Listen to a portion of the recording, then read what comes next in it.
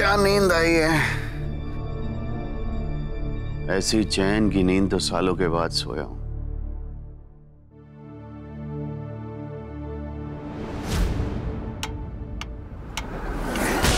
अरे बाप रे, दिन निकल आया और मैं सोता रह गया।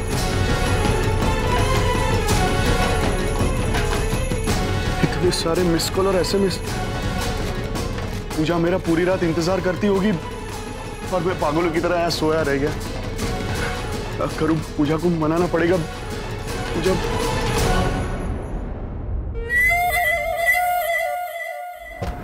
पूजा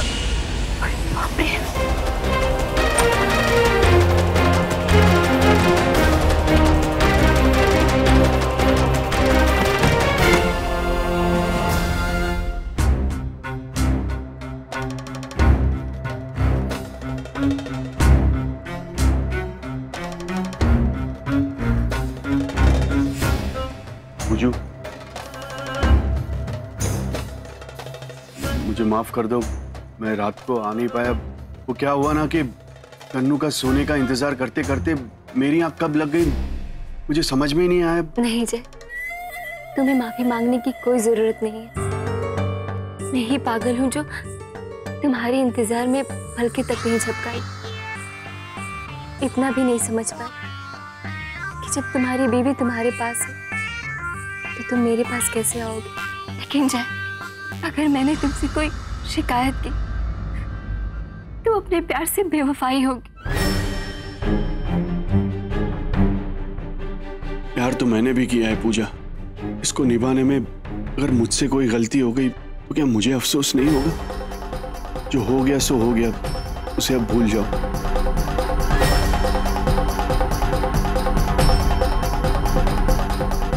तुम्हारा मूड ठीक करने के लिए अभी तुम्हारे लिए गर्मा गर्म नाश्ता लेकर आता हूं।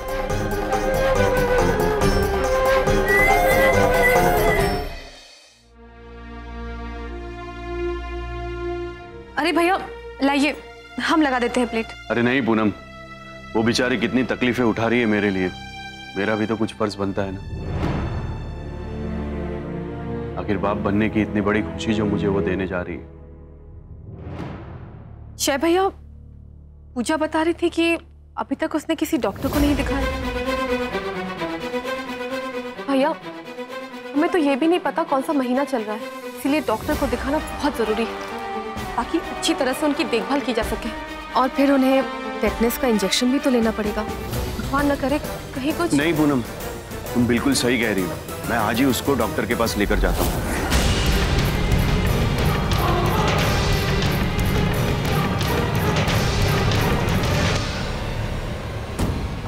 प्लीज फोन उठाओ, फोन उठाओ। हेलो, देखो जैसा तुमने कहा था ठीक मैंने वैसा ही किया है और एक हद तक कामयाब भी हो गई हूँ। लेकिन इनके अंदर बच्चे का लालच बढ़ता ही जा रहा है। ये लोग मुझे आज डॉक्टर के पास ले जाना चाहते हैं। अजीब मुसीबत आ पड़ी। डॉक्टर तो बच्चे के बारे में पता लगा ही लेगा ना, उससे मैं कैसे बेवकूफ बनाऊंगी। मैं कोई माँ नहीं बनने जा रही, कोई बच्चा नहीं पल रहा मेरी कोख में, मैं प्रेग्नेंट नहीं हूँ। और इतने दिनों से जो उस बुद्धू आशिक को प्यार के नाटक में फंसाया था ना, एक ही झटके में इसका अंत हो जाएगा। देखो तुम्ही ने मुझे इस जंजाल में फंसाया और अब तुम ही मुझे इससे बाहर निकालोगे। हाँ, मैं तब तक हालात संभालने की कोशिश करती हूँ, तुम फौरन आ जाओ। हाँ।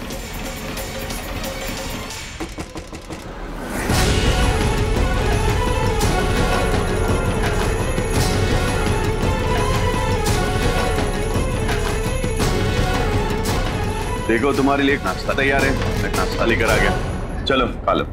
नहीं जय, मुझे भूख नहीं है। अरे ऐसे कैसे भूख नहीं है? अच्छा पूजू, वो पूनम बता रही थी कि तुमने अभी तक चेकअप नहीं करवाया। ऐसी हालत में हमें लापरवाही बिल्कुल भी नहीं करनी चाहिए। चलो हम चलते हैं। चलो। नहीं जय, प्लीज आज नहीं। मेरी वो तुम्हारी तबीयत ठीक नहीं लग रही। देखो तुम्हें पसीना भी आ रहा है, तुम्हें फौरन चेकअप के लिए निकलना चाहिए। ठीक है, मैं डॉक्टर से मिल लूंगी, लेकिन सिर्फ अपने डॉक्टर से। हाँ तो क्या हुआ, तुम्हारे डॉक्टर से मिल लेते हैं ना। कहाँ है उसका क्लिनिक? मेरे शहर में। तुम्हारे शहर में? इतनी दूर? पूजू पागल मत बनो। बच्चा होने तक तुम्हें न जाने कितनी बार चेकअप के लिए जाना पड़ेगा और ऐसी हालत में इतनी दूर। जय, तुम बिना वजह चिंता कर रहे हो। पूजू, तुम हमारे बच्चे की माँ बनने वाली हो। इससे और बड़ी वजह क्या हो सकती है तुम्हारी चिंता करने की? देखो, तुम जिद नहीं करोगे, हम आज ही चलेंगे और हम अम्मा से भी इस बारे में पूछते हैं कि क्या क्या सावधानियां बरतनी चाहिए और किस बारे में क्या करना चाहिए। और अम्मा के पास किसी डॉक्टर का भी पता होगा, वो हमें बताएगी कौन से डॉक्टर के पास जाना है। चलो हम चलते हैं। चलो।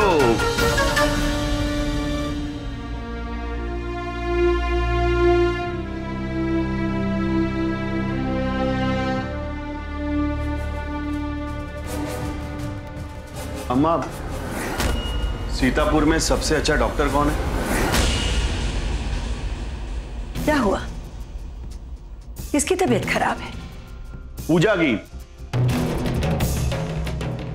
अम्मा, इसकी तबीयत ही नहीं बल्कि इसका दिमाग भी खराब है। कहती है चेकअप नहीं करवाएगी। अम्मा, आप ही समझाइए ना इसको। ऐसी नाजुक हालत में चेकअप करवाना कितना जरूरी होता है।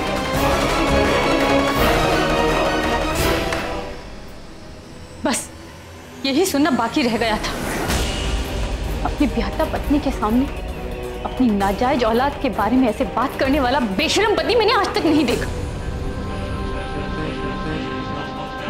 और तुम्हें तुम्हारे किए की सजा भगवान जरूर देगा। शादीशुदा औरत की जिंदगी उजाड़कर तुम कभी चैन से नहीं जी पाओगी।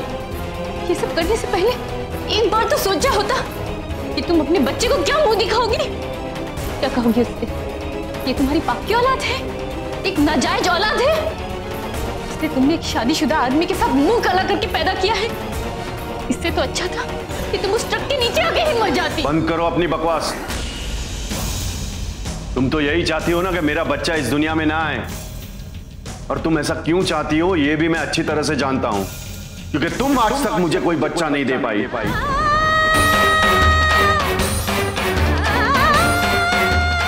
अरे मैं तो अपने आप को खुश नसीब समझता हूं कि तुमसे मेरा कोई बच्चा नहीं हुआ, वरना क्या जिंदगी होती उस बच्चे की जिसकी तुम जैसी मां होती।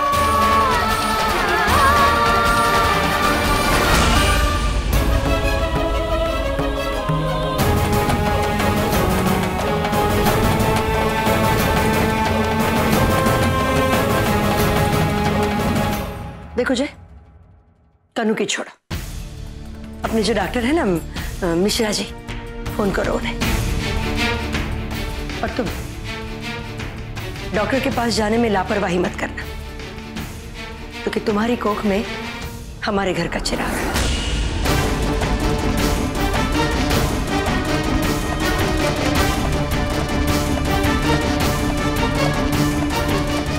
हेलो, हाँ डॉक्टर साहब है? हाँ जी, उनसे अपॉइंटमेंट चाहिए था।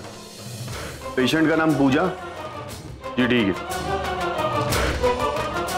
शाम का अपॉइंटमेंट मिला है, तैयार रहना।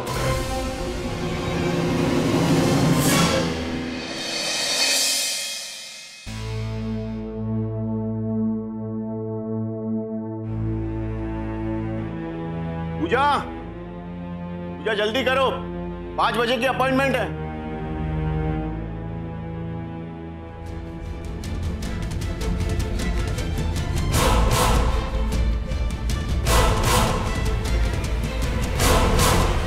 अरे अब क्या हुआ, रुक क्यों गई? देखो, मैं नहीं चाहता कि हमारी अपॉइंटमेंट कैंसिल हो जाए।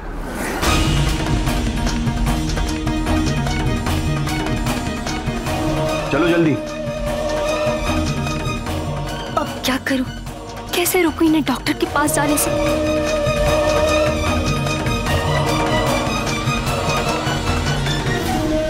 लेकिन जय, डॉक्टर को तुमने क्या बताया? तुम टेंशन मत लो, मैंने वहां तुम्हारा नाम लिखवा दिया है। नाम नहीं जय, रिश्ता क्या बताओगे हमारा? क्या कहोगे कि मैं तुम्हारी नाजायज बीबी हूं?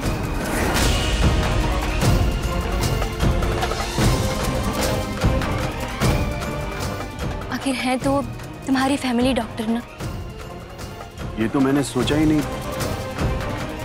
मैं नहीं चाहती कि मेरी वजह से इस घर की बदनामी हो, इसलिए मैं अपने शहर के हमारे फैमिली डॉक्टर से फोन पे बात करके सलाह ले लूंगी।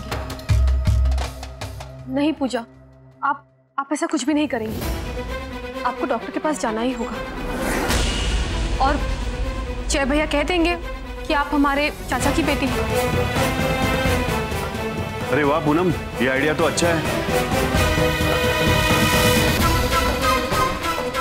हम कह देंगे इनके हस्बैंड अमेरिका गए कुछ काम से और इन्हें हमारे पास छोड़ गए बच्चे की डिलीवरी के लिए। थैंक यू पूनम, सही वक्त पे सही सुझाव दिया तुमने। हम भी आपके साथ चलते। चलो पूजा।